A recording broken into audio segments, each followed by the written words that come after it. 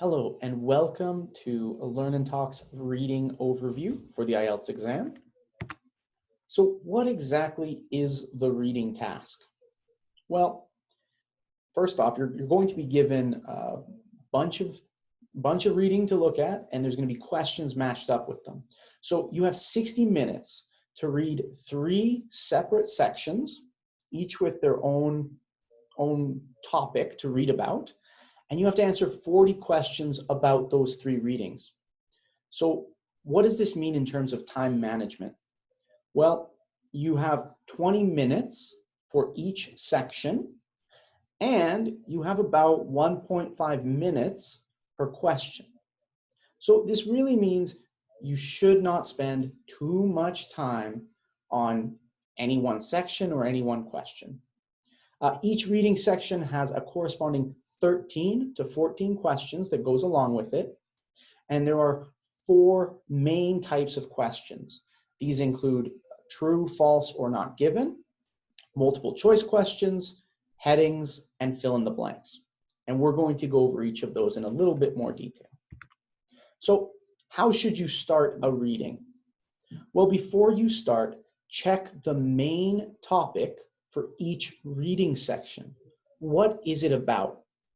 This is because sometimes it's going to be a topic that you're really familiar or comfortable with.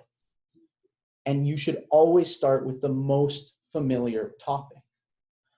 Look over the questions before you start and make sure that you've found all the questions for the section, because each section has 12 to 13 questions and you don't want to miss any of them. Sometimes the questions come before the reading section, sometimes they come after.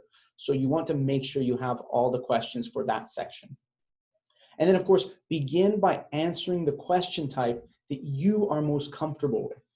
So if there's a particular type of question that you're not very confident with, and you'll know this after having practiced readings a couple of times, then don't start with that. If you're not very good with multiple choice questions, don't start with the multiple choice questions. Start with the fill in the blank questions. And this is very important. Don't waste your time on very hard questions. You can come back to those at the end of the reading time. So if there's one question that you just go, oh, I don't know what the answer to this is, don't look at that for 5 minutes. That's too long. Maybe you look at it for 30 seconds and then you go, okay, I'm going to put a star next to this and I will come back to it at the end of my reading when I've finished all the other questions and maybe I have 4 or 5 difficult questions, because you do not want to run out of time. Okay, that's very important. And so this is why we recommend that you start with the most familiar topic and with the most comfortable question type for you. Okay, another really big piece of advice for you is you should get good at scanning and skimming, because you may not have enough time to read everything in great detail. So it's very useful to practice this. So what is scanning? Well, scanning, you scan the reading when you are looking for a key word to find the correct answer. As one example, if the question is New York's original name was blank, you may quickly look for New York in the text to find the answer quickly. So you're not reading, you're just looking for New York. And then skimming is reading that you're reading very quickly. So instead of reading every word, you may be quickly looking at the text to get a general idea of what it's talking about. Okay, so as an example, maybe when you're reading through and you see lots of numbers coming up in the text, okay, this is the part where they talk about the measurements of the building, Now I want to give you an example of specifically this kind of scanning and skimming strategy at play. So here we have a true, false, or not given question. The vault has the capacity to accommodate undiscovered types of seed at a later date. Is this true, false, or not given? Well, we want to quickly find the answer. So what we're going to do is we look at, okay, this is about the vault. So maybe this is the word that I'm looking for. So I'm going to just scan for the word vault. So I quickly look through here and I go, where do I see vault? I see vault there. and I see vault at the bottom here as well. Okay, that's where it's talking about the vault. Now I'm going to read much more carefully in that part of the reading. Svalbard vault, extending to examples of all 1.5 million known crop seed varieties in the world. If any more are unearthed, so this is more, right? Can we accommodate more seeds? If any more are unearthed, they can be added to. The vault has room for at least 4.5 million samples. So does the vault have room, have the capacity to accommodate undiscovered types of seed at a later date? Yes, this is true because I found the answer right here. And you can do that a little bit easier by looking for the word vault. Okay, so that's one example of how you can do that. And that's something that, of course, you'll practice over time and it'll just come much faster as you go. Now, let's look at our question types. So first we have true, false, not given. Here's an example for you. You receive a statement, the husband can fill the form for his wife, right? So this is, or this is what you can read. You see this, the husband can fill the form for his wife. And you have to decide, is this true? Is this false? Is this not given? Now, if the reading section proves this, the answer is true, okay?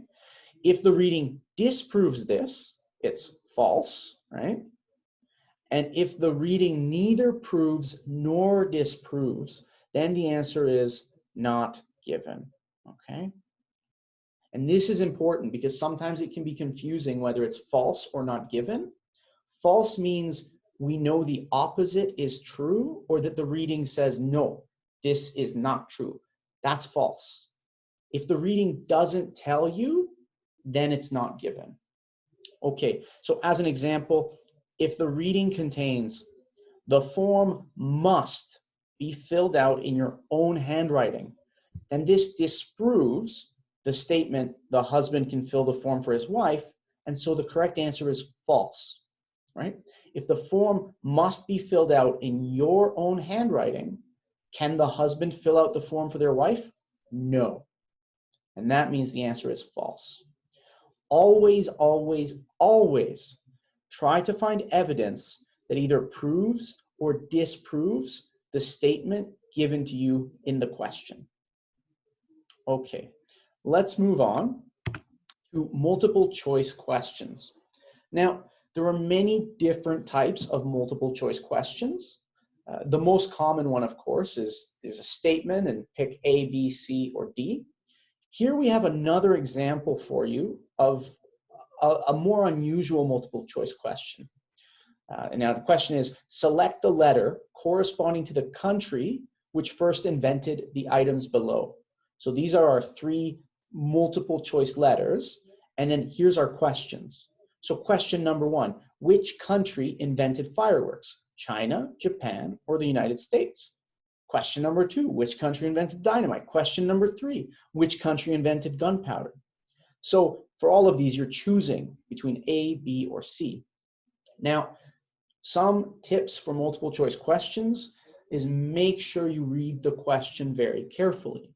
That can help you avoid making mistakes, and sometimes they set up silly traps like that. If you read the question wrong, you might choose the wrong answer. And of course, try to cut out those answers which are not possible.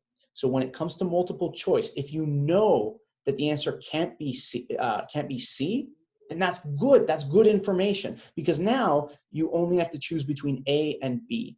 So these are just a few little tips for multiple choice. And of course, as we go through our courses, you'll get a lot of practice with multiple choice and hopefully get more comfortable with it. Okay, our next one is headings. Now, when a heading section comes up, you have to choose the heading or subtitle which most accurately summarizes the main point of a given paragraph. And there are often more answers than questions. This means you won't use all the headings. So what I mean by this is you'll be given maybe 10 different headings and you have only 5 questions, 5 paragraphs. So out of those 10 headings, you need to choose the 5 best headings for each of the paragraphs in a reading section. Now, because of this, sometimes there are 2 similar answers that may both seem correct. In this case, find the answer which is most correct. So you can narrow it down, like with the multiple choice. You say, okay, no, it's not any of these, but maybe it's B, maybe it's D. Okay, which one's better? And they say, okay, I think B is more accurate. That's what we're going to go with. Each heading will only be used once. So that can help you further narrow down the available choices, right? When you've done heading 1, 2, 3, 4, by paragraph 5, you've already eliminated 4 of the headings, okay?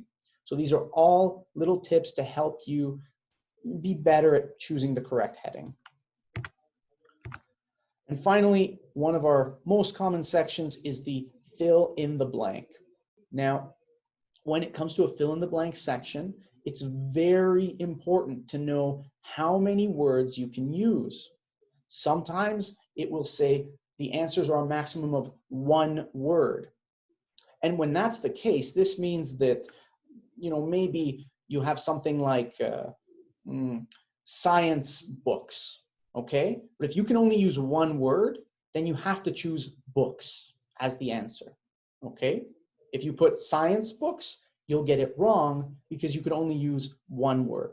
And sometimes the answers are a maximum of 2 words, a maximum of 3 words. When that's the case, then that tells you that at least one of the answers in this section will probably have 3 words or 2 words as the answer. Often the correct answers are also surrounded by synonyms, so it's not always enough to just match words. What do I mean by this? Well, for example, the question may be, books helped the blank to learn. Now, if you're just looking for to learn, you won't find the answer because in the actual reading section, it will say, and what you will see in the reading section, they used books to teach the children. So in this case, they've said it in a slightly different way. Instead of to learn, it's to teach. And so they used books to teach whom? The children. So books helped the children to learn. Okay? And this is something that you'll get used to the more you practice the reading and filling out the blanks. Okay, what I really want to stress is regardless of question type, always read the instructions very, very carefully, okay? Now, that's all for now. If you have any questions, please write them down to ask later, and we hope that this has been helpful. Thank you.